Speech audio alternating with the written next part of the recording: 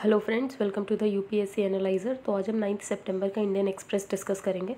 यहाँ पर first news है, Afghanistan security on table as key US Russian officials arrive in Delhi. तो रशिया के एनएसए इंडिया आए हुए हैं, तो प्राइम मिनिस्टर मोदी की, साथ ही जो एनएसए अजित डोवाल जी है उनकी, और external affairs minister S Jaishankar ji की, उनसे सेपरेट मीटिंग्स हुई हैं। तो किस बारे में बात हुई है? तो इवॉल्विंग सिचुएशन जो अफगानिस्तान में मेनली उसके बारे में बात हुई है कि उसके क्या रीजनल सिक्योरिटी इंप्लीकेशंस हो सकते हैं। तो 3 कंसर्न्स बहुत ज़्यादा डराने वाले हैं। सबसे पहला ये कि एंटी टेररिस्ट अटैक में कैसा इंट्रैक्शन करने की कोशिश करेंगे, क्योंकि जब तालिबान अफगानिस्तान में आ गया है तो उससे टेरर आउटफिट के द्वारा वापस से टेररिस्ट अटैक के चांसेस बढ़ जाते हैं। साथ ही इलीगल माइग्रेशन, और तीसरी ड्रग ट्रैफिकिंग, क्योंकि जो तालिबान है वो मेनली जो ट्रेड करता है वो ओपीएम का ही करता है। इसके अलावा जो CIA विलियम जे बर्न्स थे उनसे क्या बातचीत हुई है तो किसी ने भी नहीं बताया। Both Indian and American officials were tight lipped about the visit. दोनों में से किसी ने नहीं बताया कि किस बारे में बातचीत हुई है, पर सोर्सेज का ऐसा कहना है कि अफगानिस्तान के बारे में ही बातचीत हुई होगी, लेकिन क्या बातचीत हुई है ये हमें नहीं पता। तो मेनली 3 कंसर्न्स के बारे में बातचीत की गई थी। एक तो इलीगल माइग्रेशन, साथ ही ये जो टेरर का एजेंडा उसे कैसे कम करना है, और ड्रग ट्रैफिकिंग को कैसे रोकना है। अब आपको ये पता होना चाहिए जो MSP है उसे अप्रूव करता है cabinet committee on economic affairs, जो कि चेयर करते हैं प्राइम मिनिस्टर। फाइनेंस मिनिस्टर नहीं, प्राइम मिनिस्टर चेयर करते हैं cabinet committee on economic affairs. और ये रिकमेंड कौन करता है? तो रिकमेंड CACP करता है, commission on agricultural cost and prices. ठीक है, तो MSP को रिकमेंड करता है CACP, लेकिन अप्रूव करता है CCEA, और CCEA को चेयर करते हैं प्राइम मिनिस्टर। अब प्राइम मिनिस्टर मोदी का बर्थडे है, तो ये लोग क्या क्या कर रहे हैं देखते हैं। 14 crore bags each with PM picture thanking him for 5 kilogram पर पर्सन राशन अंडर PM गरीब कल्याण योजना। इसके अलावा थैंक यू वीडियोस बनाई जाएंगी। 5 crore thank you Modi ji post cards बांटे जाएंगे। 71 स्पॉट्स फॉर रिवर क्लीनिंग, क्योंकि मोदी जी का 71st बर्थडे है। वीडियोज़ बनाई जाएंगी जो कि मोदी जी को थैंक यू करेंगे फॉर कोविड वैक्सीनेशन। तो ये सब किया जाएगा मोदी जी के बर्थडे पे। आगे चलते हैं। सेंटर ने सुप्रीम कोर्ट को ये बात बोली है कि वो रेडी हैं अब विमेन को इंडक्ट करने के लिए NDA में। तो induct women for permanent commission in the armed forces through the national defence academy. इससे पहले नेशनल डिफेंस एकेडमी में विमेन अपीयर नहीं हो सकती थी उसके एग्जाम के लिए, लेकिन अब विमेन भी अपीयर हो सकती है और उसके थ्रू परमानेंट कमीशन में इंडक्ट हो सकती हैं, जो कि आर्म्ड फोर्सेस के होते हैं। लेकिन यहाँ पर सेंटर ने ये बोला है कि वो इस साल स्टेटस को मेंटेन करना चाहते हैं। नेक्स्ट ईयर से जो विमेन होंगी वो एग्जाम दे सकती हैं और साथ ही परमानेंट कमीशन में इंडक्ट भी हो सकती है, लेकिन इस साल नहीं, क्योंकि उन्हें कुछ पॉलिसी चेंजेस करने पड़ेंगे, कुछ प्रोसीजर में चेंजेस करना पड़ेगा, ऐसा इंफ्रास्ट्रक्चर चाहिए होगा। तो इसीलिए वो इस साल तो स्टेटस को मेंटेन करना चाहते हैं, लेकिन नेक्स्ट ईयर वो श्योरली विमेन एग्जाम दे सकती हैं और इंडक्ट भी हो सकती हैं आर्मी में। तो in an interim order last month the supreme court allowed women candidates to sit for the NDA entrance exam. Supreme court ने ऑर्डर दे दिया है कि विमेन जो है वो NDA एंट्रेंस एग्जाम में बैठेंगी, और उन्होंने ये बोल दिया था कि इसी साल से ही बैठेंगी। यहाँ पर सुप्रीम कोर्ट का ये मानना है, ये जो पॉलिसी डिसीजन है जिसमें NDA में लड़कियां नहीं अपीयर हो सकती हैं, विमेन नहीं अपीयर हो सकती हैं, ये जेंडर डिस्क्रिमिनेशन है। तो it is based on the gender discrimination. This followed its February 2020 order to grant permanent commission to women short service commission. इससे पहले सुप्रीम कोर्ट ने वुमेन शॉर्ट सर्विस कमीशन को भी परमानेंट कमीशन ग्रांट कर दिया था कि विमेन भी अब परमानेंट कमीशन में एंटर हो सकती हैं, इंडक्ट हो सकती हैं। तो अब ये आर्मी में कैसे जेंडर डिस्क्रिमिनेशन को ख़त्म किया जा रहा है, ये सारे स्टेप्स देख सकते हैं। जैसे विमेन को परमानेंट कमीशन दे दी थी, अब NDA में भी इंडक्ट हो सकती हैं। आगे हम चलते हैं। यहाँ पर कोई और इम्पोर्टेंट न्यूज़ नहीं है, आगे चलते हैं। यहाँ पर भी कोई इंपॉर्टेंट न्यूज़ नहीं है। अब हम एडिटोरियल डिस्कस करेंगे, द चैलेंज ऑफ फ्लेक्सिबिलिटी। अब ऑथर ने बोला, imagine a student, physics course वो पंजाब यूनिवर्सिटी से कर रहा है, मैथमेटिक्स वो TIFR से कर रहा है, केमिस्ट्री वो IISc से कर रहा है, एस्ट्रोनॉमी वो आर्यभट्ट रिसर्च इंस्टीट्यूट से कर रहा है। फिर 1 साल का वो ड्रॉप आउट भी ले रहा है, लेकिन उसके बाद भी वो एस्ट्रोफिजिक्स में अपना करियर बना सकता है। कैसे ये हो सकता है? वर्चुअल ऑनलाइन एंटिटी के द्वारा। अब जैसे UGC ने स्टार्ट कर दिया है 2 रिसेंट रेगुलेशंस को इम्प्लीमेंट करना। पहला एकेडमिक बैंक ऑफ क्रेडिट्स, और दूसरा multiple entry and exit. For example आपने 1 साल का कोर्स कर लिया, उसके अकॉर्डिंग आपको क्रेडिट मिल गया। अब दूसरा साल कहीं और से जाके करना चाहते हो तो आप कर सकते हो। मल्टीपल एंट्री और एग्जिट के प्रोग्राम्स होते हैं। नेशनल एजुकेशन पॉलिसी ने जो 2020 में रिलीज़ हुई थी, उसने ये ऑब्जर्व किया था जो इंडिया का एजुकेशन डिलीवरी सिस्टम है वो बहुत ही ज़्यादा स्ट्रक्चर्ड है, रिजिड है और एक्सपेंसिव है। इसीलिए स्टूडेंट्स क्या करते हैं, वो ड्रॉप आउट कर लेते हैं, क्योंकि अगर थोड़े टाइम बाद उनको लगता है कि ये कोर्स रिलेवेंट है ही नहीं उनके लिए, या उस कोर्स में अब उनका इंटरेस्ट खत्म हो गया, तो वो ड्रॉप आउट कर नहीं सकते, तो उन्हें बेमतलब पूरा वो कोर्स कंप्लीट करना पड़ता था। The 2 regulations could change all this. अब ये जो 2 रेगुलेशंस आए कि एकेडमिक बैंक ऑफ क्रेडिट, कि आपने जितना पढ़ लिया उतना आपको क्रेडिट मिल जाएगा, आप उसके बाद यहाँ पर एग्जिट करके कहीं और एंट्री ले सकते हो। तो the 2 regulations could afford all this by promoting flexibility of curriculum framework, interdisciplinary and academic mobility for students across higher education institutions. Most importantly, they can facilitate students choosing their learning path to attain a degree. कि अब बच्चे को क्या क्या पढ़ना है वो अपने आप डिसाइड कर सकता है। अगर उसने 1 साल का कोर्स किया तो या 2 साल का कोर्स किया उसके हिसाब से उसे डिग्री मिल जाएगी, डिप्लोमा मिल जाएगा, अगर ज़्यादा सारा ही कर लिया तो सर्टिफिकेशन भी मिल जाएगा। तो above all the regulation aims at student centric learning. तो यहाँ पर जो नेशनल एजुकेशन पॉलिसी वो स्टूडेंट सेंट्रिक लर्निंग की बात करती है, जो कि कस्टमाइज्ड है हर बच्चे की स्ट्रेंथ के अकॉर्डिंग कि उसको क्या स्ट्रेंथ है, क्या उसकी स्किल्स है, क्या उसके इंटरेस्ट है। अब ये सब थियोरेटिकल लेवल पे तो बहुत अच्छा लग रहा है, लेकिन इम्प्लीमेंटेशन इसका बहुत डिफिकल्ट है। जैसे कि एक 15-16 साल का बच्चा है, उसे नहीं पता होता है कि उसे कौन से कोर्सेज करने हैं या उसे कौन सा बेस्ट कोर्स सेलेक्ट करना है। इवन इफ़ शी कैन, अगर वो कर भी सकता है तो उसके बाद जब डिग्री जो उसको मिलेगी वो टेलर्ड नहीं होगी, वो डिग्री यूजीसी के नॉमेनक्लेचर के अकॉर्डिंग ही होगी। तो even if she can, she may not be able to tailor her degrees as she wishes, क्योंकि जो कंट्रोल होगा नॉमेनक्लेचर पे वो यूजीसी का ही होगा। अब मल्टीपल एंट्री एग्जिट सुनने में तो बहुत अच्छा लगता है, लेकिन इसका इम्प्लीमेंटेशन बहुत ज़्यादा डिफिकल्ट है। Flexibility with quality with talents. अब यहाँ पर ऑथर ने बोला अगर नेशनल एजुकेशन पॉलिसी का जो टारगेट है वो फ्लेक्सिबिलिटी बच्चों को देना और साथ ही क्वालिटी देना है, तो आप कोर्सेज को लिमिट क्यों कर रहे हो जो सिर्फ गवर्नमेंट पोर्टल पे अवेलेबल हैं, जैसे कि स्वयं, NPTEL, VLab, ऐसा ही क्यों कर रहे हो क्रेडिट ट्रांसफ़र और क्रेडिट एकोमोलेशन के लिए। क्वालिटी की जो बात है तो क्वालिटी सिर्फ गवर्नमेंट पोर्टल्स में तो नहीं होती, वो तो कहीं भी हो सकती है। तो यहाँ पर ऑथर ने इस बारे में बात की और साथ ही ऑथर ने बोला है यहाँ पर हमें टेक्नोलॉजी का यूज़ करने की बहुत ज़्यादा ज़रूरत है। तो without the use of technology तो authenticate and store digital records in a distributed system, authenticity जो क्रेडिट्स अवार्ड होंगे इंस्टीट्यूशंस के द्वारा वो नाइटमेयर बन सकता है। तो यहाँ पर टेक्नोलॉजी की बहुत ज़्यादा ज़रूरत है। फॉर एग्जांपल ऑथर ने बोला अगर आप अपनी डिग्री भी लेने जाते हो कॉलेज कंप्लीट होने के बाद, तो वो भी इतना बड़ा टास्क हो जाता है। तो यहाँ पर आप यूनिवर्सिटी से ये एक्सपेक्ट कर रहे हो कि वो मल्टीपल एंट्री क्रेडिट सिस्टम कर देंगे, तो ये उनसे इतना बड़ा एक्सपेक्ट करना तो ये हो गया कि उनसे चांद की डिमांड करो, आप ऐसा हो जाएगा। तो academic bureaucracy in India is notorious, academic bureaucracy के बारे में पता ही है। तो ऐसे पाथ ब्रेकिंग चेंजेस इनके द्वारा इंप्लीमेंट कराना बहुत डिफिकल्ट हो सकता है। अगर आपको माइग्रेशन सर्टिफिकेट भी लेना हो एक यूनिवर्सिटी से दूसरी में अप्लाई करने के लिए, वो भी इस्टेब्लिश यूनिवर्सिटी से, तो वो भी एक बहुत टफ टास्क हो जाता है। तो ट्रस्टिंग आर प्रेजेंट सिस्टम, तो हम अगर अपने प्रेजेंट सिस्टम को ट्रस्ट कर लें कि वो ये एंट्री एग्जिट और क्रेडिट का सिस्टम खुद हैंडल कर लेंगे, तो is asking for the moon, तो ये हो जाएगा कि हम उनसे मून की डिमांड कर रहे हैं। अब यहाँ पर स्टूडेंट सेंट्रल लर्निंग के लिए ज़रूरत है कि यहाँ पर जो टीचर स्टूडेंट रेशियो है उसे कम करने की ज़रूरत है। जैसे अभी प्रेजेंट का क्या है 1:30, तो इसे 1:5 करने की ज़रूरत है। IT इंफ्रास्ट्रक्चर की ज़रूरत है, तो ऑथर ने बोला IT इंफ्रास्ट्रक्चर के लिए आपको बजट में थोड़ा ज़्यादा यहाँ पर एलोकेशन करना पड़ेगा। लेकिन हम देख रहे हैं जो सेंट्रल एजुकेशन बजट है वो लगातार फॉल हो रहा है, जैसे कि 4.14% इन 2014-15, फिर 3.4% और फॉल हो गया, फिर 6% फॉल हो गया 2021-22 में, जहाँ पर ये बात की जा रही है नेशनल एजुकेशन पॉलिसी में कि GDP का 6% खर्च करेंगे, वहाँ पर लगातार बजट फॉल हो रहा है।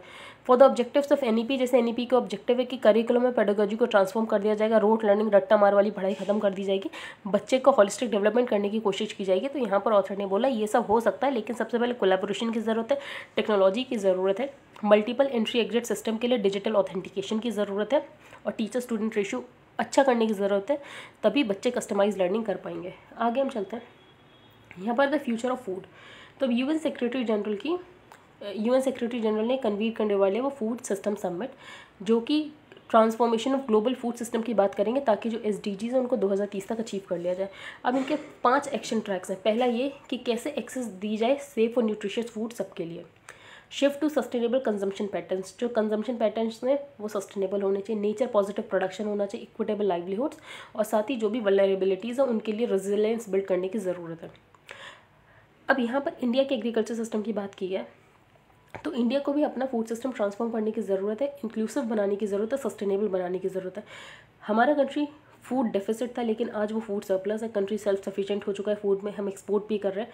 लेकिन ग्रीन रेवोल्यूशन जो हुआ उसकी वजह से वाटर लॉकिंग हो गई, सॉइल इरोजन हो गया, ग्राउंड वाटर डिप्लेशन हो गया, और अनसस्टेनेबिलिटी हो गई एग्रीकल्चर की। तो भले ही हम सेल्फ सफिशिएंट है एग्रीकल्चर में, लेकिन हमारा जो एग्रीकल्चर वो अनसस्टेनेबल, उसे सस्टेनेबल कैसे बनाया जाए।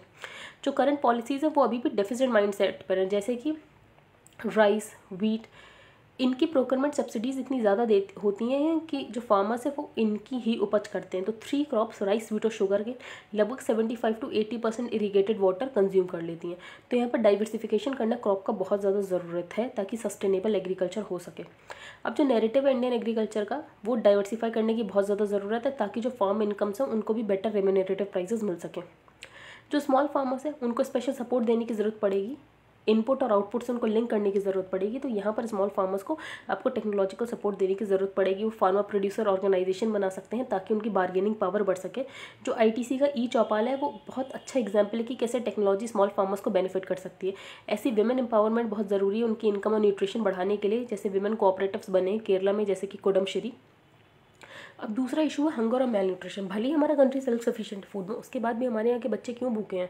तो according to NFHS food survey 38% country के चिल्ड्रन है वो स्टंटिंग है 2015-16 में, और 2019-20 के रिजल्ट में भी यही पता चला कि अंडर न्यूट्रिशन ज़्यादातर स्टेट्स में नहीं डिक्लाइन हुआ। तो ऐसा क्यों है? तो यहाँ पर जो हमारा फूड डिस्ट्रीब्यूशन सिस्टम है बहुत ही ज़्यादा ख़राब है, इसीलिए ऐसा है। अब जो सस्टेनेबिलिटी फूड सिस्टम की इक्वली इंपॉर्टेंट है। एस्टिमेट से ये पता चला है जो हमारा फूड सेक्टर लगभग 30% वर्ल्ड के ग्रीन हाउस गैसेस को एमिट करता है। तो हमें अपने एग्रीकल्चर को सस्टेनेबल बनाने की ज़रूरत है। तो सस्टेनेबिलिटी तभी अचीव होगी जब हम प्रोडक्शन, वैल्यू चेन और कंजम्पशन तीनों चीज़ों में सस्टेनेबिलिटी अचीव करने की कोशिश करेंगे। क्लाइमेट रेजिलिएंट क्रॉपिंग पैटर्न की ज़रूरत है। जैसे इनपुट सब्सिडीज़ दी जाती है, कैश ट्रांसफर्स दिया जाए as compared to input subsidies जो दी जाती, फर्टिलाइज़र में सब्सिडी दी जाती, वो ना किया जाए, कैश ट्रांसफ़र दिया जाए और यहाँ पर फार्मर्स अपने विजडम से डिसीजन ले जो से लेना है। अब food system also need health infrastructure. जो कोविड-19 पैंडेमिक है उसमें ये पता चल गया कि कंट्री के हेल्थ इंफ्रास्ट्रक्चर में कितने ज़्यादा लूप होल्स हैं। इनइक्वालिटी हेल्थ और एजुकेशन में रिड्यूस की जा सकती है, लेकिन उसके लिए आपको पहले विमेन की एजुकेशन इंप्रूव करनी पड़ेगी। अगर विमेन की एजुकेशन इंप्रूव होगी तभी उसकी हेल्थ इंप्रूव हो सकता है। अब यहाँ पर विमेन को एम्प्लॉयमेंट देने के लिए बहुत सारी स्कीम्स इंडिया में प्रोग्राम्स चलाए जाते हैं, जैसे कि नरेगा। इसके अलावा पब्लिक डिस्ट्रीब्यूशन सिस्टम में अनाज मिलता है। न्यूट्रिशन प्रोग्राम्स है जैसे कि ICDS mid day meal programme. तो इन सब के यूज़ से हम इंडिया का एग्रीकल्चर सिस्टम ट्रांसफॉर्म कर सकते हैं।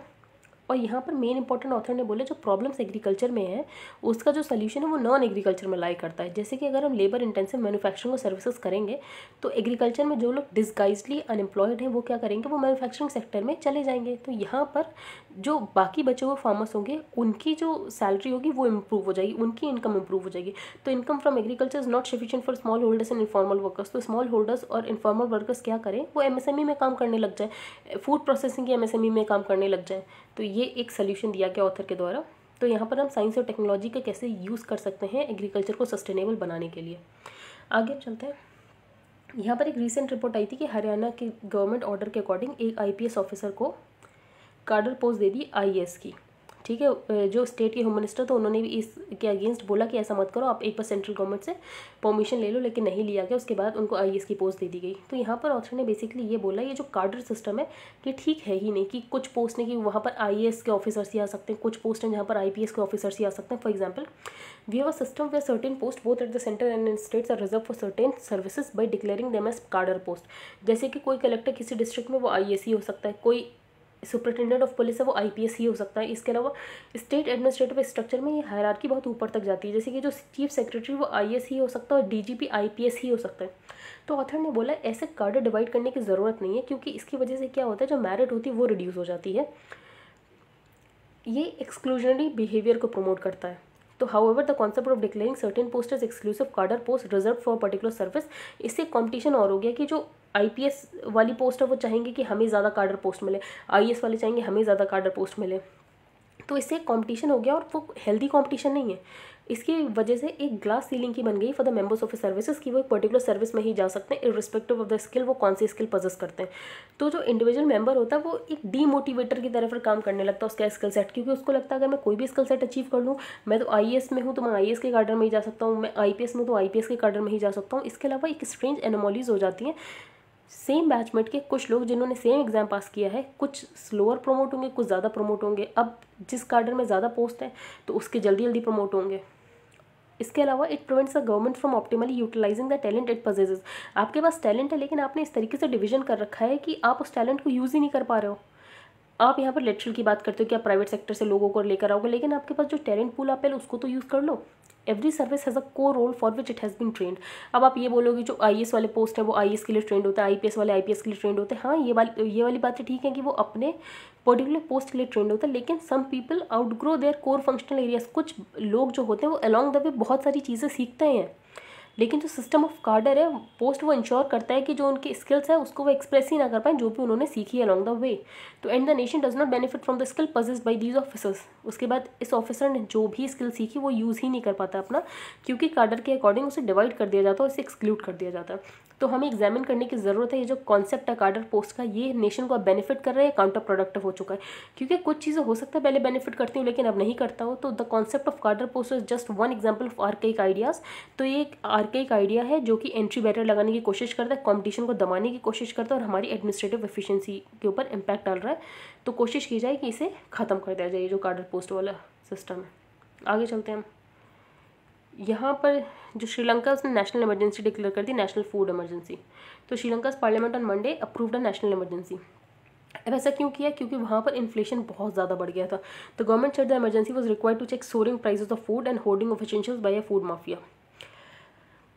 अब ऐसा हुआ क्यों? श्रीलंका के ऊपर बहुत ज़्यादा फॉरेन डेट है और ये अपने फॉरेन डेट को रीपे नहीं कर सकता क्योंकि इसके पास फॉरेक्स बहुत ज़्यादा कम है।